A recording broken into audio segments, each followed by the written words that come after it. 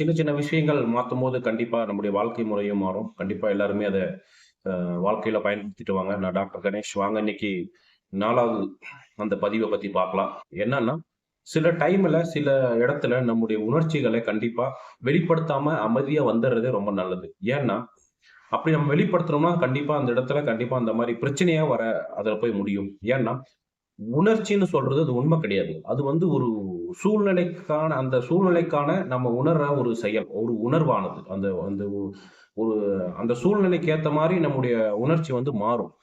அது அப்படி மாறும்போது, அந்த மாரி டைம்ல நம்ம வந்து முடிவெடுக்கிறன்றது கண்டிப்பா தப்பான விஷயங்க. ஏன்னா, அந்த மாரி டைம்ல நம்ம முடிவெடுத்தோம்னா, அது தப்பா தான் போய் முடியும். ஏன்னா, அந்த மாரி டைம்ல நம்ம அவாய்ட் பண்ணிடணும். அவாய்ட் பண்றது ரொம்ப நல்லது. ஏன் சொல்றேன்னா, அந்த உணர்ச்சி அப்டின்னா என்னன்னு சொல்றதுன்னா, உணர்வுன்றது இந்த அன்பு, பாசம், காதல், லவ் இந்த மாரி எல்லாம். கோபம், இந்த மாரி நம்ம சொல்றது. இந்த மாரி விஷயத்துல நம்ம இருக்கும்போது, நம்ம ஒரு கோவத்துல இருப்போம் பயங்கரமா. ஒரு இடத்துல ஒரு பிரச்சனை நடந்துட்டு இருக்கு. அந்த இடத்துல நம்ம ஏதாவது ஒண்ணு பேச போவோம். பட் அவங்க பேசம்போது நமக்கு ஏதாவது சொல்லுவாங்க. நமக்கு பயங்கரமா கோவம் வரும். அந்த கோவம் வரும்போது நம்ம கண்டிப்பா பயங்கரமா பயங்கர எமோஷனல்ல இருப்போம். நம்ம ஏதாவது பேசணும்னு தோணும். பட் கண்டிப்பா அப்படி பேசணும்னா அந்த இடத்துல கண்டிப்பா அது தப்பா போய் முடியும். ஏன்னா, நம்ம அந்த கோவத்துல என்ன பேசுறோம்? எப்படி நம்ம அந்த இடத்துல நம்ம சொல்லப் போறோம்ன்றது கண்டிப்பா நமக்கே தெரியாது. ஏதாவது நம்ம வாயிலிருந்து நிறைய வார்த்தைகள் வந்துரலாம். தப்பா போய் முடியலாம்.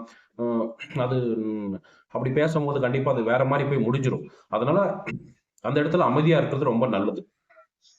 அந்த உண அந்த உணர்வு இருக்கு இல்லைங்களா? அந்த உணர்வுடைய டைம்ல நம்ம வந்து எந்த முடிவு எடுத்தாலும் கண்டிப்பா தப்பா தான் முடியும். ஏன்னா, அது வந்து கண்டிப்பா உண்மை கிடையாது இல்லைங்களா?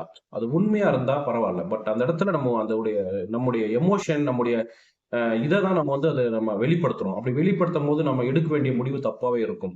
கண்டிப்பா எல்லாரும் வந்து அந்த மாரி டைம்ல நீங்க முடிவெடுக்கிறத விட்டுட்டு, அந்த இடத்துல இருந்து கண்டிப்பா ஸ்கிப் ஆயிட்டு வெளிய போயிடுங்க. அப்படி போயிட்டீங்கனாவே கண்டிப்பா அங்கிருந்து பிரச்சனைய அவாய்ட் பண்ண முடியும். அதனால கண்டிப்பா எல்லாருமே இந்த விஷயத்த ஃபாலோ பண்ணுங்க. கண்டிப்பா சின்ன சின்ன விஷயம் எல்லாத்தையுமே மாத்தும்.